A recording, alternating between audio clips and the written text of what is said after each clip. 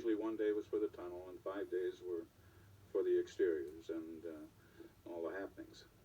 We didn't have time to think ahead. Thank God Irwin did, because with about 3 shows at one time going, the man was a genius, and he hired good people around him, and we would come in and just be amazed at what we were going to be called upon to do the next week. I don't remember at that time of thinking of shows that I might particularly like to do, which I think if we'd gone in second and third year, all of us might have come up with some suggestions, and I'm sure Irwin would have listened to them. But when you're there from 7 in the morning until maybe 8, 9 at night, on any good day, 14-hour day was nothing.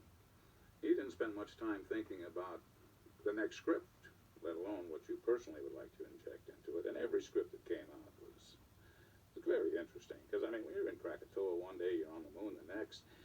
And being an anthology series like that, where every week you had a whole different cast. Jimmy and I were out there. The tunnel was fairly consistent. They brought Sam Groom in at one time as one of the new tunnel technicians, and there weren't a great deal of changes inside the framework of the tunnel. But outside, Jimmy and I would run into an entirely new cast of people every week, and some fabulous performers. People who went on to, like Robert Duvall and Mako, and you name it. There's some wonderful, wonderful people that would, and every week we would be more excited about wondering who the cast was and who we were going to be working with, because we were fans too, you know. And there we were. We never really knew until about the time we got in wardrobe who was going to be playing the show that week.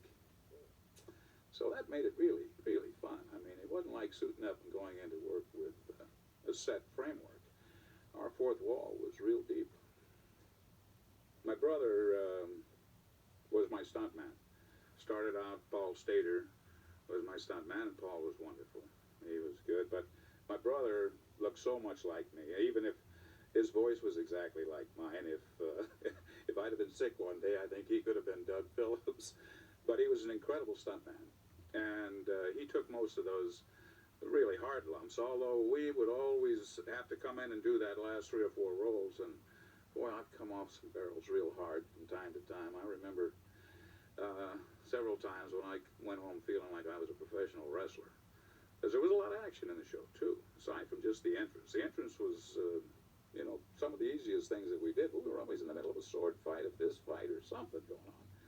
I got hit in the head with a bench one day in some fight scene, and they had to send me off to the hospital and sew up my head, but I was back there in an hour on that set shooting, and it was just like nothing ever happened. We just keep on going.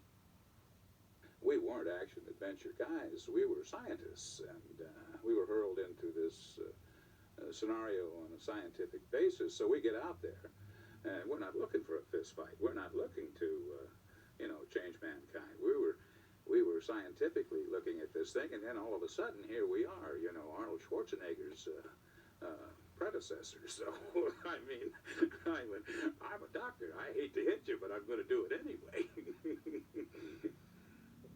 I think if we had been able to go on, it would have been a situation where we would have been able to control our destiny a little more. I think we would have been able to interact with the tunnel. We would have been able to come back and go out maybe on select assignments that we wanted to, or a little more direction. That would have been beneficial to the dialogue, because we wouldn't have been going into a situation each week, as you say, trying to explain our unrealistic existence in the middle of a bunch of toga-robed people there, and in a Norfolk jacket. Oh boy! So it would have been a little different and a little easier for the writers. I mean, it's hard for a writer to reach back and pick up on a redundant element of surprise every week, or maybe 10 times within the segment itself. There would be the incredulity of our even being there. So I think that would have changed, but you're right. It was difficult for us as well, because there was a great deal of repetition out there that we had to deal with and make realistic.